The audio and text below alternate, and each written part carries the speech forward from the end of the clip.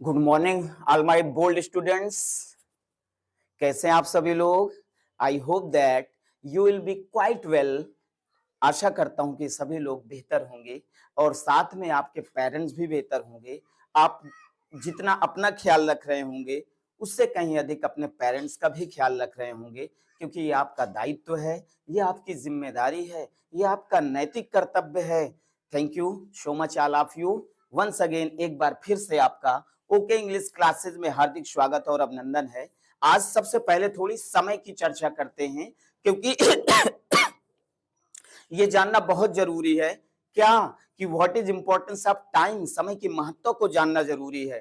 तो you should try to understand what is importance of time. समय की महत्व को जानना बहुत जरूरी है, यह जानना चाहिए। प्राय बच्चे बोलते हैं कैसे कामयाब हों, कैसे सफल हों, कैसे अपनी आकांक्षाओं को पूरा करें। तो यकीनन अपनी आकांक्षाओं को तभी आप पूरा कर सकते हैं जब आप समय की वैल्यू को समझेंगे। क्या समझेंगे? समय की कीमत को जानेंगे।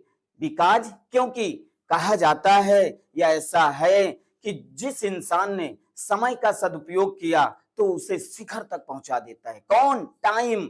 और जो व्यक्ति या जो इंसान समय का दुरुपयोग करता है वो इंसान पतन की ओर चला जाता है, या समय उसको उसका पतन कर देता है। तो ये दो ऑप्शन है आपका, यूज और मिस यूज। टाइम के दो यूज है, यूज और मिस यूज। तो ये ऑप्शन आपको चुनना है। There are two option, you selected one option. आपको एक ऑप्शन सिलेक्ट करना है।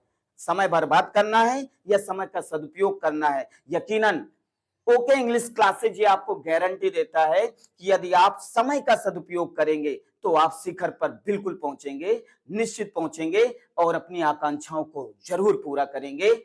Thank you so much all of you. फिर से आपका ओके इंग्लिश क्लासेज में हार्दिक स्वागत और अभिनंदन है। Come to the point.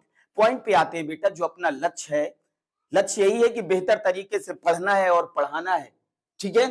तो पार्ट 10 में मैंने एडजेक्टिव के डिफाइन काइंड्स और जो उसके काइंड्स से उनकी व्याख्या की थी। कल कितनी व्याख्या की थी मैंने? तीन एडजेक्टिव की व्याख्या की थी। एक बार फिर से रिपीट कर रहा हूं। एडजेक्टिव ऑफ क्वालिटी आप पढ़ चुके हैं ना? याद है ना आपको? एडजेक्टिव ऑफ क्वांटिटी ये भी पढ़ चुके हैं। एडजेक्टिव ऑफ नंबर ये भी पढ़ चुके ना? आज जो चौथा आएगा वो डिमॉन्स्ट्रेटिव एडजेक्टिव है। एवरीबॉडी नोज, सभी लोग जानते हैं। चौथा कौन सा आएगा बेटा? Demonstrative adjective. क्या आएगा बेटा? डिमॉन्स, DEMONS, ट्रेटिव, TRATIVE, डिमॉन्स्ट्रेटिव एडजेक्टिव। क्या है बेटा? Demonstrative adjective. आराम से पढ़िए, मस्तिष्क को बिल्कुल केंद्रित करके पढ़िए। कोई दिक्कत नहीं, बस आपको अच्छे से पढ़ना है, समझना है। ठीक है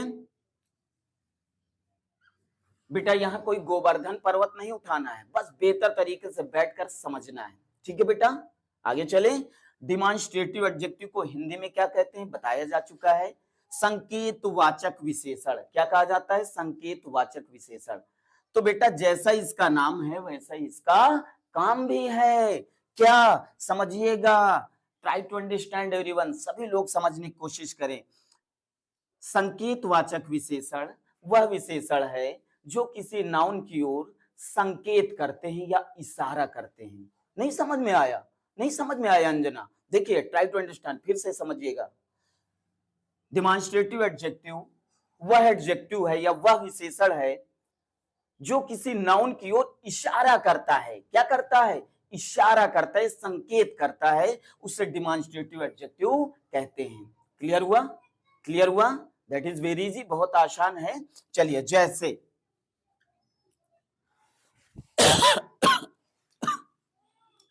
जैसे कह दिया जाए दिस पेन इज गुड। क्या बेटा? This pen is good. यह पेन या ये कलम अच्छी है। ये कलम क्या है? अच्छी है। तो यहां पर देखना बेटा, ये दिस किसकी ओर संकेत कर रहा है? पेन क्या है आपका? नाउन है। क्या है बेटा? ये पेन नाउन है और नाउन की ओर कौन इशारा कर रहा है? दिस कर रहा है कि दिस पेन इज गुड। यानी ये जो दिस आया है ये नाउन की ओर इशारा कर रहा है, तो दिस आपका क्या है, डिमॉन्स्ट्रेटिव एडजेक्टिव हो गया। क्या हो गया, डिमॉन्स्ट्रेटिव एडजेक्टिव हो गया। वेरी गुड, बात समझ में आ रही है ना। आगे देखिए दूसरा एग्जांपल देखते हैं। जैसे कह दिया जाए दैट बॉय इज नॉटी।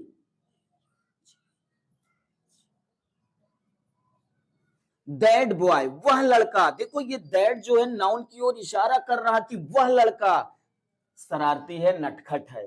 तो ये जो दैट आया है ये नाउन की ओर, बॉय क्या है, नाउन है आपका, सभी लोग जानते हैं। तो ये दैट नाउन की ओर इशारा कर रहा कि वह लड़का, ये जो वह है इशारा कर रहा, संकेत कर रहा किसकी ओर, नाउन की ओर। तो ये आपका दैट क्या हो गया, डिमॉन्स्ट्रेटिव एडजेक्टिव हो गया। क्लियर हुआ, कोई कठिनाई तो नहीं गई बेटा, जानी भी नहीं चाहिए। चलिए देखिए तीसरा एग्जांपल, दीज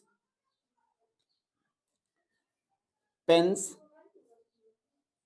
आर कॉस्टली। अरे भैया ये कलमें महंगी हैं। ये जो दीज है ये पेन्स की ओर इशारा कर रहा, पेन्स क्या है आपके, नाउन है, और ये जो दीज है नाउन की ओर इशारा कर रहा कि दीज पेन्स आर कॉस्टली, ये पेन महंगे हैं। क्लियर हुआ, तो दीज आपका क्या हुआ, डिमॉन्स्ट्रेटिव एडजेक्टिव। एक एग्जांपल और देखिए इसका, दोज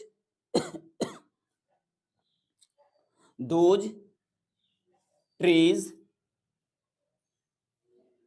आर ग्रीन।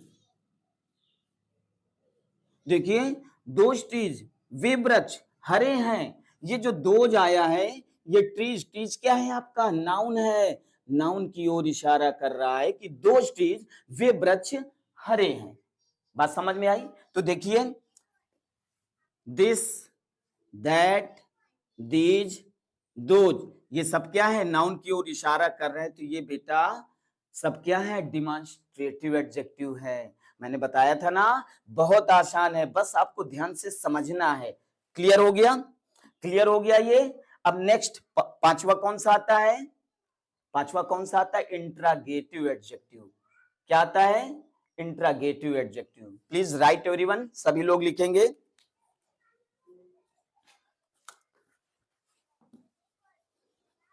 सभी लोग लिखेंगे, शाबाश।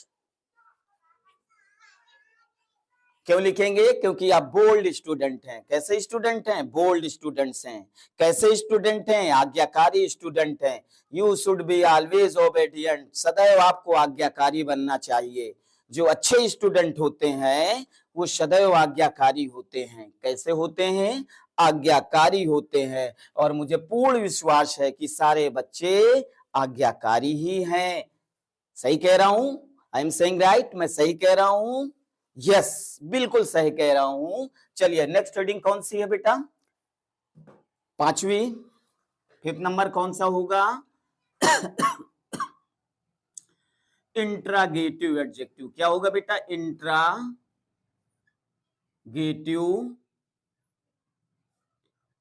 एडजेक्टिव। ये लास्ट है ना, interrogative adjective.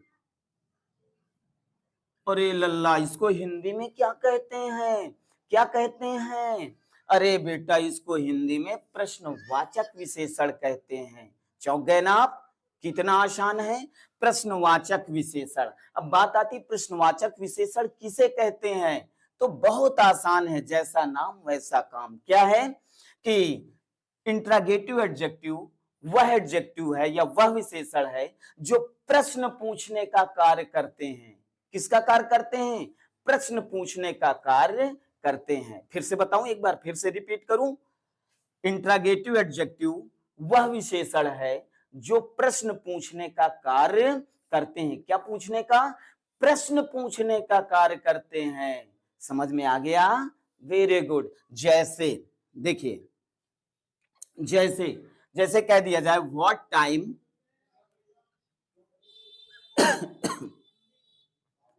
What time it is,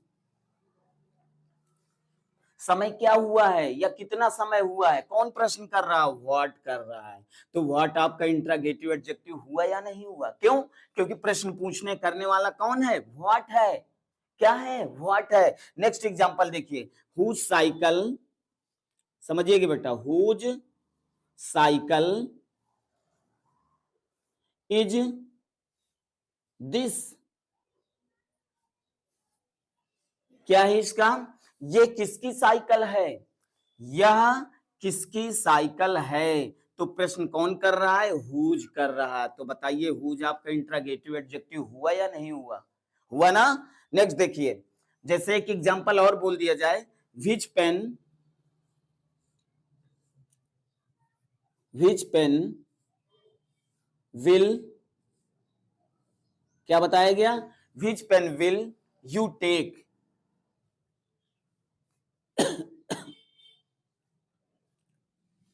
क्या बताया गया, विच पेन विल यू टेक, तुम कौन सा पेन लोगे, क्या बताया गया, तुम कौन सा पेन लोगे या कलम लोगे। तो यहाँ पे प्रश्न पूछने वाला करने वाला कौन है, विच है। तो पहले एग्जाम्पल में व्हाट, दूसरे एग्जाम्पल में वेयर, हुज, तीसरे एग्जाम्पल में विच। दीज आर इंट्रागेटिव एडजेक्टिव्स, ये सब क्या है, प्रश्नवाचक विशेषण हैं।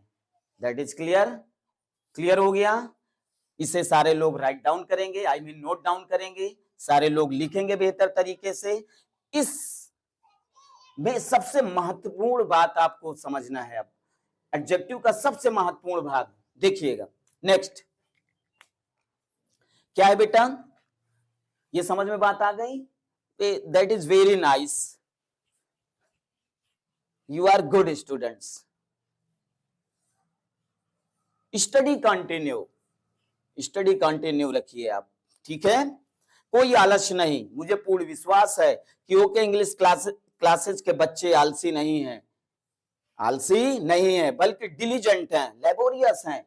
इस बात के लिए मैं बहुत गौरवान्वित होता हूं कि ओके इंग्लिश क्लास के सारे बच्चे लेबोरियस हैं, परिश्रमी हैं, शाबाश। नेक्स्ट देखिए,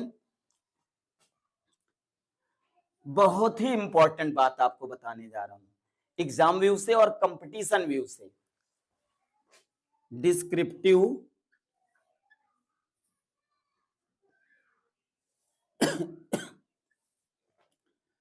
एडजेक्टिव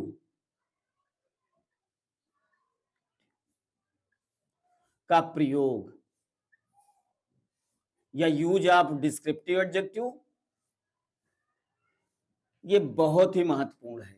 डिस्क्रिप्टिव एडजेक्टिव का प्रयोग, आपको याद दिला रहा हूं, डिस्क्रिप्टिव एडजेक्टिव किसको कहते हैं, descriptive adjective, adjective of quality को भी कहते हैं। याद आया ना, याद आया, पार्ट 10 में मैंने पढ़ाया है कि एडजेक्टिव ऑफ क्वालिटी को क्या कहते हैं, डिस्क्रिप्टिव एडजेक्टिव भी कहते हैं।